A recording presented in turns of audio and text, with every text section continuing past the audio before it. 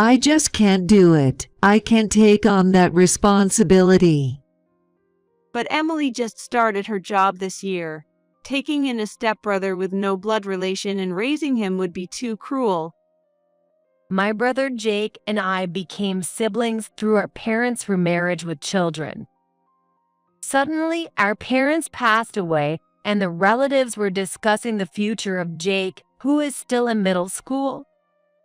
I looked at Jake with concern, but he kept looking out the window, never trying to meet my eyes.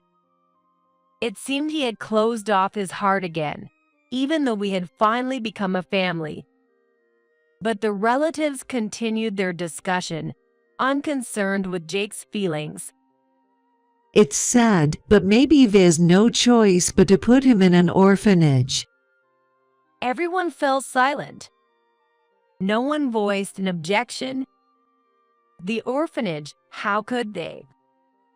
As I was shocked, Jake said as he stared out the window, I'll go to the orphanage.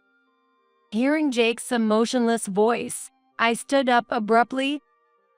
There's no need for the orphanage. I will take care of him. All the relatives looked at me in surprise. Jake turned around, his eyes wide open. I looked straight at Jake and said, Jake, we're family, right? I am your big sister, aren't I? Tears streamed down Jake's face one after another. Big sis, thank you. I hugged the sobbing Jake tightly and kept rubbing his back. The next morning, I woke up to the sunlight streaming through the gap in the curtains. The clock was pointing at 9 a.m. Oh, I need to make breakfast for Jake. I jumped up and headed to the living room. Good morning, Jake. Where's Jake? Hey. Jake was nowhere to be found, not in the living room, the bathroom, or his room. I had a bad feeling. Don't tell me Jake left the house because of what the relatives said. My mind went blank. My name is Emily.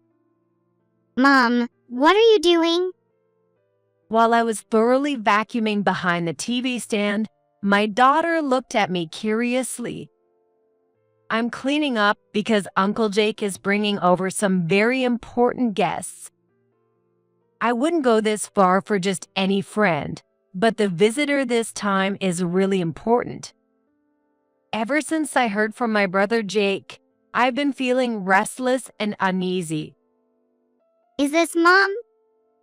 Before I knew it, my daughter had opened an album that was in the guest room. I had found it earlier while tidying up the closet during the good weather.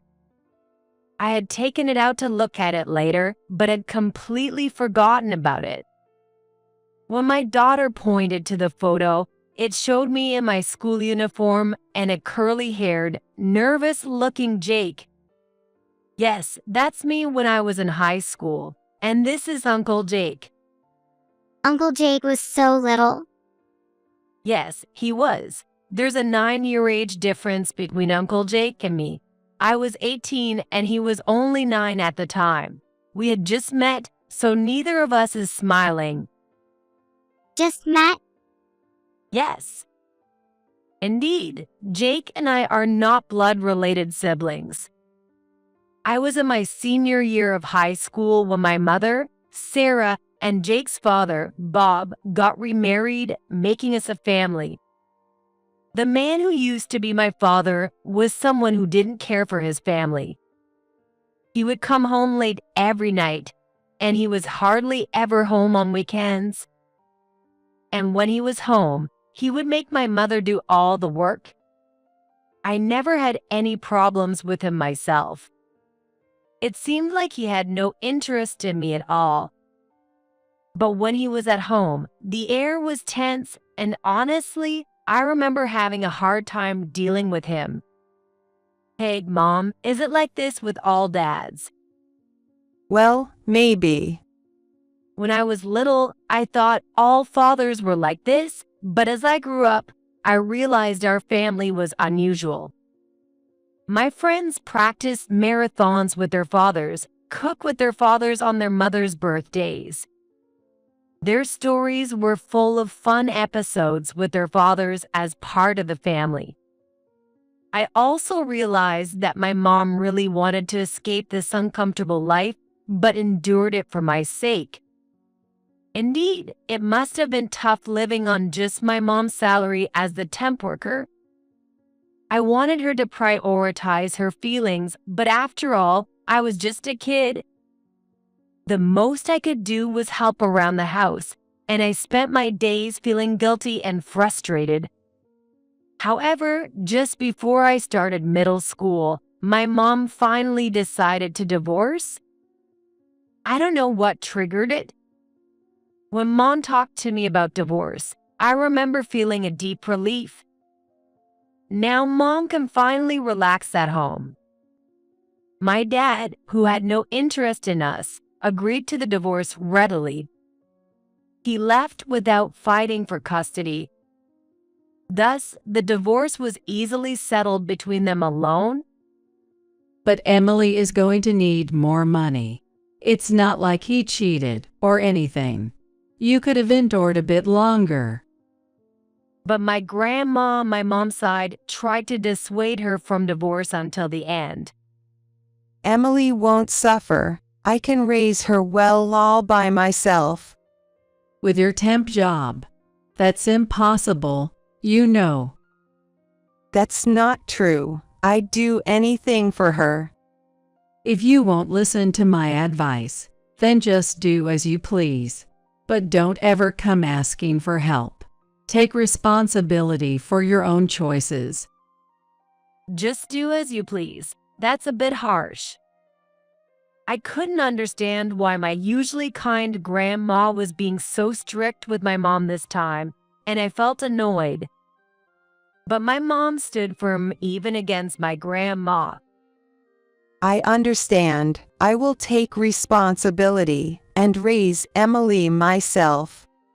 Though it pained me to see my mom estranged from her own mother after choosing divorce, my mom was strong.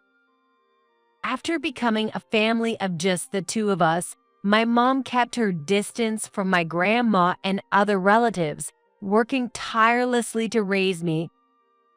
Mom would come home from her day job as a temp worker, make dinner, and then hurriedly leave for her night job.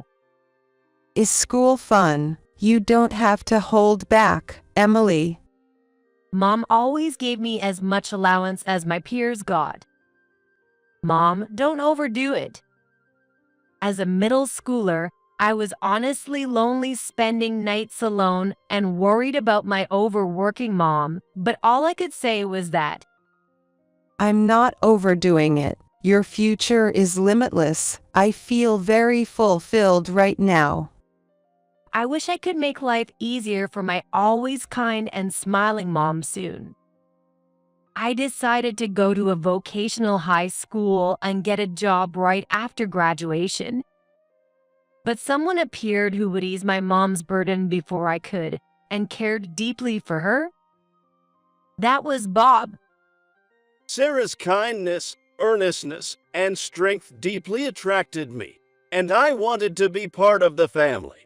Emily might not need a father, but I'd like to become family with Emily. Bob was someone who could express his feelings directly with a kind smile. When they went shopping, he carried the shopping basket for my mom and never let her carry heavy bags. He would hold the door until my mom and I had passed through. Naturally, I liked Bob. Most importantly, my mom looked so relaxed and happy when she was with Bob, so I was all for their marriage. Thus, when I was in my senior year of high school, my mom and Bob got remarried. My once quiet home life became lively and peaceful. At last, I've got a normal family. I was excited, but there was one thing that worried me. It was Bob's son from his first marriage, Jake, a third grader. Jake, will you go shopping for snacks with me? No, It's okay. Even after living with us for a month, Jake wouldn't make eye contact with me or my mom and kept to himself. Knowing from Bob that Jake wasn't treated well by his biological mother, we tried everything to get him to open up to us. Jake, what would you like for dinner tonight? Anything's fine. Come on, you can pick what we watch on TV. Whatever. Despite his curt replies, we kept patiently talking to him. We wanted him to feel the warmth of family and share the happiness I was feeling. However, there was little progress, and before we knew it, 3 months had passed since the remarriage. Got any plans for this Saturday? Expecting him to refuse as usual, I tried to invite Jake to the library when, after a moment of silence, he hesitantly asked me and my mom, Can I have some friends over on Saturday? My mom and I exchanged looks of surprise and joy. Of course, that's fine. How many? 4. That'll be lively. Let me join in if you play cards. We're not going to play cards, I think. Jake's troubled expression looked so endearing. What kind of snacks would you like? You don't need to worry about that. Shyly, Jake blushed and quickly went to his room. Jake made an effort to talk in his own way. Feeling the distance between us narrowing, we were filled with joy. Then on Saturday, 4 rambunctious boys came to our house. I bet Jake has a blast with these 4 at school. Seeing Jake's friends made me feel relieved. When my mom brought in her homemade cheesecake, a favorite of Jake's, cheers erupted. I've never seen Jake smile like that before. My mom looked very satisfied. That evening, Jake said during dinner, Thanks for today. It was my first time inviting friends over.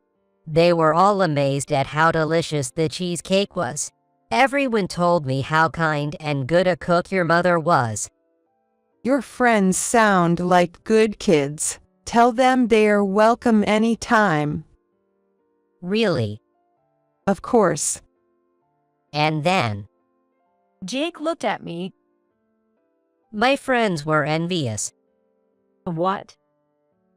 of having a beautiful sister. We didn't have time today, but maybe we can play cards next time. Hearing Jake's words, my happiness overflowed.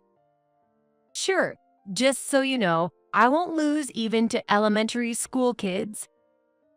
Seeing Jake's shy smile brought me even more joy.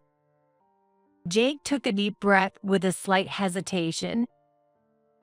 Mom, sis, thank you for everything.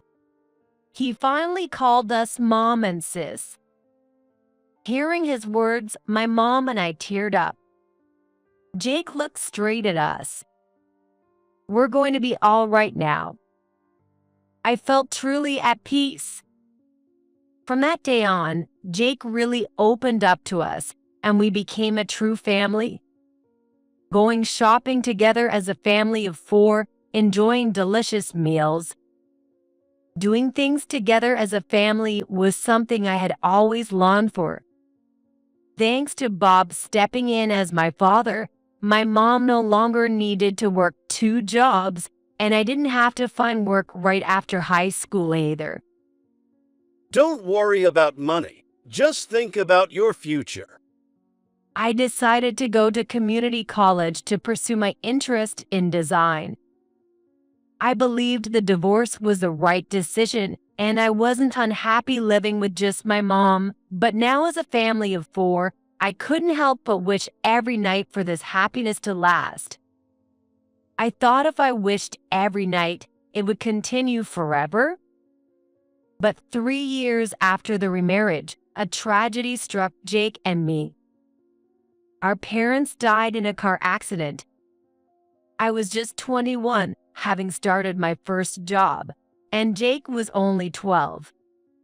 The suddenness of it left me in shock, and I have little memory of the days leading up to the funeral. All I could think about was protecting Jake, even more than my own grief. At the funeral, about 10 relatives of Bob, whom I was meeting for the first time, attended. They are so young, it's heartbreaking. They looked at Jake and me with pity. At the same time, they were whispering among themselves about what would happen to Jake. Initially, they acted normally around Jake and me, but as discussions dragged on, their frustration became apparent. We can't take on that responsibility. It's just too much. But Emily just started her job this year. Taking in a stepbrother with no blood relation and raising him would be too cruel. Their conversation about Jake's future was loud enough for us to hear. I looked at Jake worriedly, but he just kept looking out the window, never trying to meet my eyes. Even though we had finally become a family, it seemed he was shutting himself off again. Nevertheless, the relatives' discussion continued, regardless of Jake's feelings. It's sad, but maybe there's no choice but to put him in an orphanage. Everyone fell silent. No one objected. An orphanage, how could they? As I was shocked, Jake said as he stared out the window, I'll go to the orphanage. Hearing his emotionless voice, I stood up abruptly. There's no need for the orphanage. I'll take care of him. The relatives all looked at us in surprise. Jake also turned around, his eyes wide. I looked straight at him and said, Jake, we're family, right? I'm your big sister, aren't I? I know, but... He looked bewildered, and I moved closer to align our gazes. I was really happy when you called me sis. Whether we're blood related or not doesn't matter. We know that better than anyone. We are a real family, aren't we? Tears streamed down Jake's face. Sis, thank you. I hugged him tightly, crying, and spoke in my heart to our departed parents. Dad, Mom, I'm really scared, but I'll protect Jake no matter what. He's my precious family, so please keep watching over us. I kept rubbing his back until he calmed down. When we got home that night, Jake quickly fell asleep, seemingly exhausted. The house felt eerily quiet without our parents, and loneliness washed over me. I had been strong in front of Jake, but alone. I felt crushed by anxiety about the future. Can I really raise Jake, who's just started middle school, into a proper adult? Have I just burdened him with financial struggles by taking him in? The more I thought, the more overwhelmed I felt, and I crawled into bed, squeezing my eyes shut. The next morning, sunlight peeking through the curtains woke me up. The clock was pointing at 9 a.m. Oh, I need to make breakfast for Jake. I jumped up and rushed to the living room. Good morning, Jake. Where's Jake? Hey. Jake was nowhere to be found, not in the living room, the bathroom, or his room. A bad feeling crept in. Don't tell me Jake left the house because of what the relatives said. My mind went blank. As I rushed outside in my pajamas, I faintly heard Jake's voice from the front door. Jake. I flung the door open to find Jake and my grandma facing each other. Grandma, what's going on? It had been 12 years since I last made proper eye contact with Grandma. Ever since Mom pushed through with the divorce against her wishes, we hadn't been in touch, and at the funeral yesterday, we only spoke briefly and formally. I guess Grandma, having never reconciled with Mom, regretted it. During the funeral, she was constantly in a corner, staring at Mom's portrait. Her back looked so pitiful that I couldn't bring myself to speak to her. Emily, I'm sorry. I was being stubborn. I should have acknowledged sooner that Sarah raised you alone all these years, and that you became a happy family of 4 after she remarried.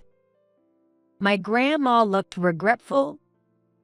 Yesterday, seeing you protect Jake reminded me so much of Sarah 9 years ago. Back then, I couldn't reach out to her, so I came here hoping to help this time. Grandma. Her gaze, still kind and strong, resembled my late mom's, bringing me a sense of comfort. Come and live with me. The 3 of us can live together.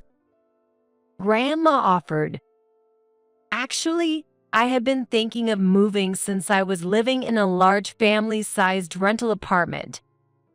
According to Grandma, her house was owned outright, so there would be no rent to pay.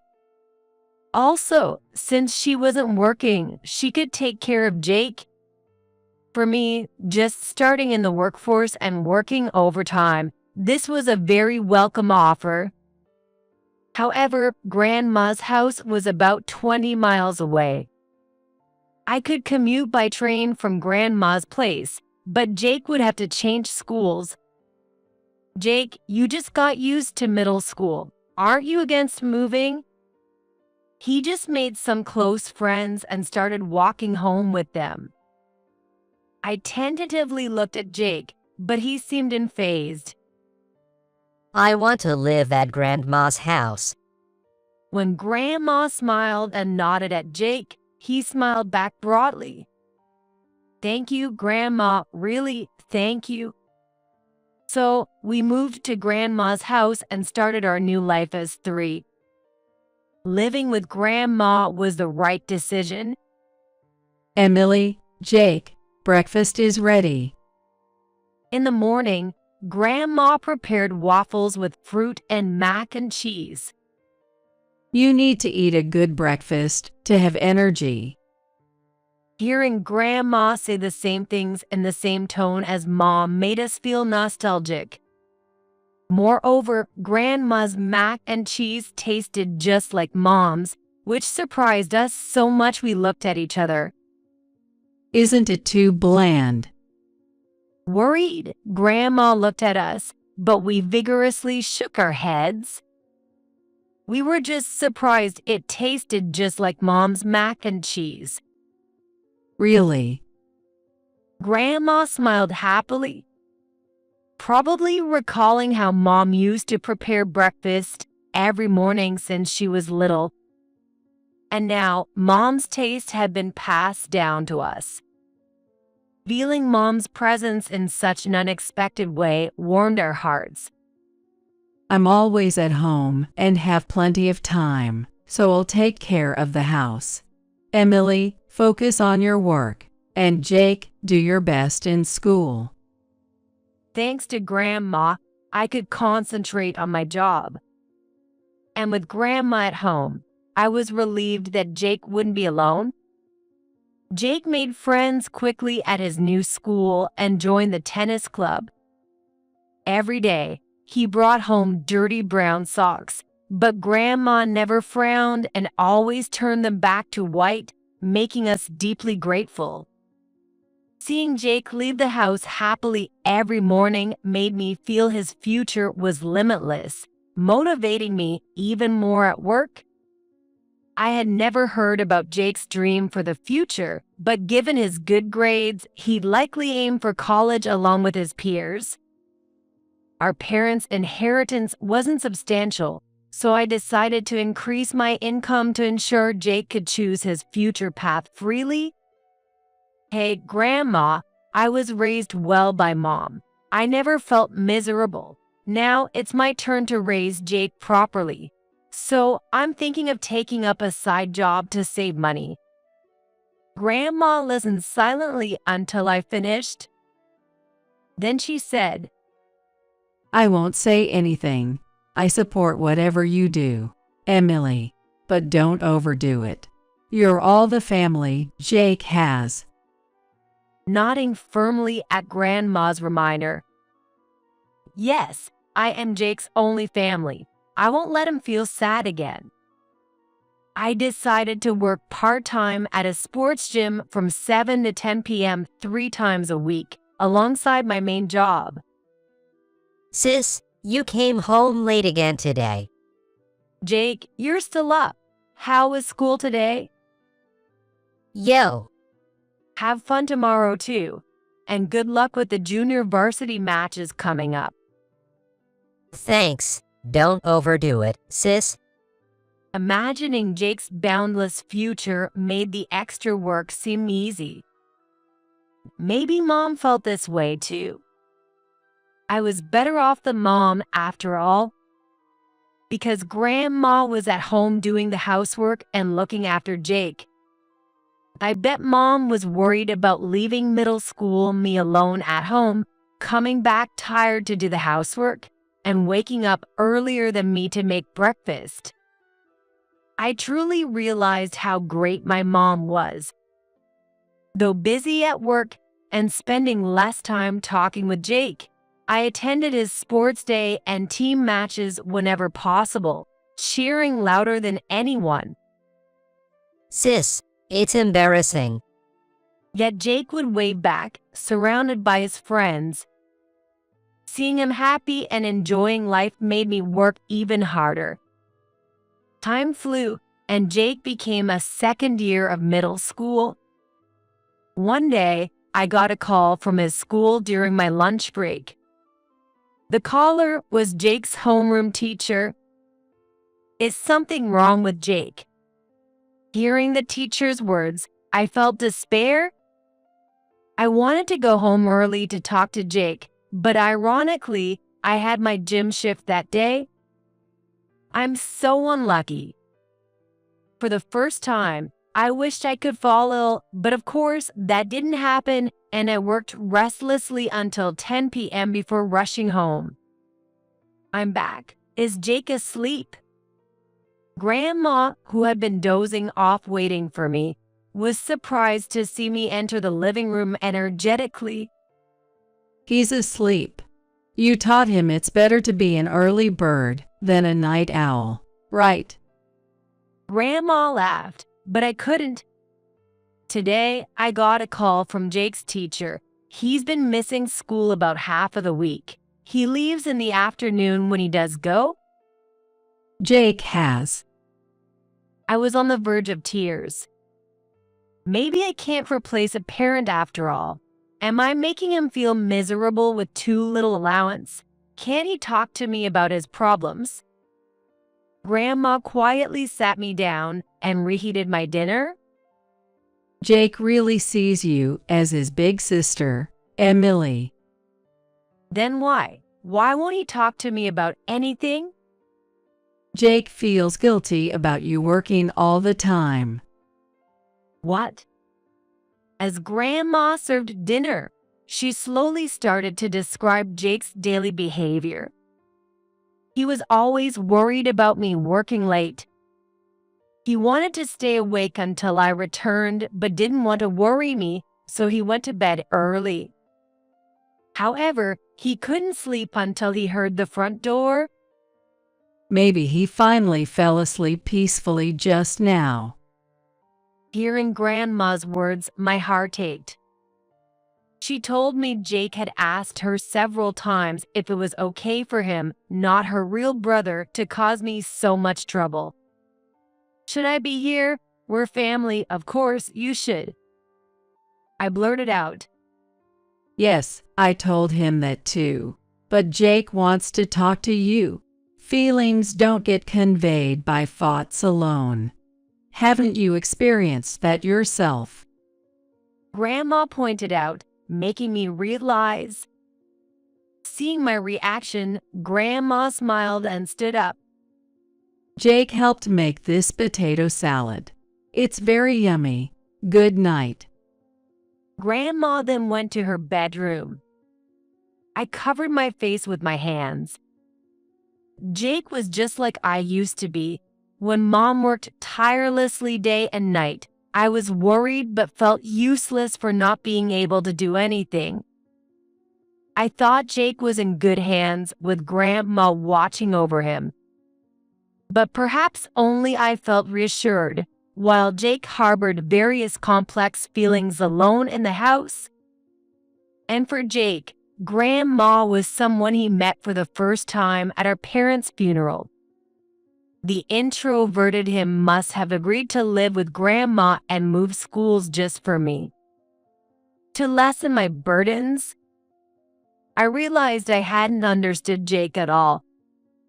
Glancing at the potato salad on the plate, I took a bite. Delicious. I need to tell Jake directly. I remembered eating alone back then, unable to tell my mom the meal was good, and crying. Just living together doesn't make us a real family. Tomorrow, I'll talk to Jake, I decided. The next day was Saturday. Jake, can we talk? I took Jake out. We rode the train to the neighborhood where our family of 4 once lived. Do you have something to do here?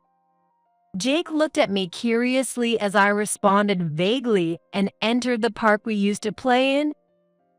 It's empty, just like Saturdays used to be. I sat on a swing, and Jake sat on the one next to me. This place was always empty because it didn't have many play sets. Right? We could play catch as much as we wanted. I never played catch before because I was an only child and a girl. So I learned to play catch from you, Jake. We reminisced about the happy times as a family of 4. Jake, the potato salad were delicious. Thank you, and sorry for worrying you. I apologized for being completely oblivious to Jake's feelings. But I really think of you as my true brother. I expressed how excited I was about his future, my desire to support him on whatever path he chooses, and how work wasn't a burden at all. But I've been worried that you might be pushing yourself too hard for me. I'd rather not go to college than make you suffer. Jake looked straight at me. I felt the same way about Mom when she worked so hard for me. I remembered how I felt when I was Jake's age. But now I understand how Mom felt. Doing something for someone you care about isn't hard at all. In fact, working for a future where Jake has endless possibilities gives me a great sense of purpose. Jake's eyes were moist. No crying, come on, stand up. I got off the swing and beckoned to Jake. What? Whoa. When I threw the ball at him unexpectedly, he caught it perfectly. After staring at the ball for a while, Jake gruffly wiped away his tears and said, Thanks, sis. Can I say one more thing about how I feel? Yeah. I want to talk more with you, sis. I'm really happy that you think about my future. But like when we lived as a family of 4, I want to talk more with you. Jake confessed with a flushed face, making him endearing to me. I get it. Just wait a bit. I will think about my work schedule. Jake nodded with a smile. Come to think of it, I haven't seen Jake's carefree smile in a while. Jake had grown taller than me and could now throw the ball with just the right force for me to catch. Money is important, but I realized there were things more important than that. Then I quit my gym job right away. Instead, I enrolled in night and weekend classes to become a web designer. After learning the ropes and finding my path, I quit my main job a year later. Then I got a new start as a web designer from home. Initially, I dipped into my savings to get by, but having been interested in design and with my experience from community college, I started earning enough in 6 months. Welcome back. Did you enjoy school? Yo, there's a final tennis match coming up, so come and cheer for me. Got it. I'll practice cheering. No, just in normal volume, please. Being able to work from home allowed me to say welcome back to Jake every day and have mundane conversations at dinner, watching TV together, finally leading to a peaceful and happy life. Jake continued to play tennis in high school and excelled in sports and academics. Sis, can we talk? The day before his senior year parent-teacher meeting, Jake approached me, looking a bit nervous. I've been thinking. I want to become an elementary school teacher. I was surprised because despite our daily talks, I had never heard Jake's dream for the future. An elementary school teacher? That's unexpected. I thought he would pursue astronomy since he liked it. I want to be like you, sis. Someone who can protect children's futures. Jake's direct gaze made me feel embarrassed. I haven't done anything grand, though. No, it's because of someone like you, not blood related, but who cares about me deeply, that I've come this far. I want to be a teacher who can understand kids in complicated situations like mine. Realizing Jake had felt this way, my heart swelled. Working for the limitless futures of children is quite rewarding. I bet Jake will feel the same for his students one day. I pledge to support whatever path the now robust Jake chose. Later, as he vowed, Jake became an elementary school teacher. He seemed to face many challenges, but seeing him mature into a teacher with each visit made me incredibly proud. Sadly, Grandma passed away soon after Jake started working, but she lovingly watched over us until the end. If Grandma hadn't come to our house the day after our parents' funeral, our lives would have been entirely different. I want to be someone who can provide the same sense of security as Grandma. I'm sure she's now reconciled with Mom in heaven, watching over us with our parents. As for me, I got married to my boyfriend of 3 years when Jake moved out for his job. We renovated Grandma's house, filled with memories, and now live happily with my new family. My room will always be mine, you know. Jake, who still keeps his comic books in his old room, visits about once a month. I'm genuinely glad. He really considers me his true family. He frequently cleans Grandma's grave and helps entertain my daughter. Most of all, seeing Jake's face brings me peace. Mom, hey, Mom. My daughter peering into my face brought me back to the moment. What? Who is this? My daughter pointed at the photo taken when Jake left this house. The only one we had of the 3 of us together. In it, Jake had his arm around Grandma, who was smiling broadly. This is my grandma. This house actually belonged to her. Grandma, me, and Uncle Jake lived here together for 10 years. Wow, everyone looks so happy. What a lovely family. My daughter's casual remark touched my heart. Blood relation doesn't matter. Family is about caring for each other, sharing happiness, and living together. I felt this anew. Next week, Uncle Jake is bringing someone he wants to be his family. So I'm going to start cleaning again. Will you help me? Sure. Yes, next week Jake is bringing his fiancée to our house. I'm sure he'll create a wonderful family. I continue to wish for my brother's happiness always and forever. Grandma, next week will be exciting. I spoke to Grandma's portrait and felt as if she smiled back.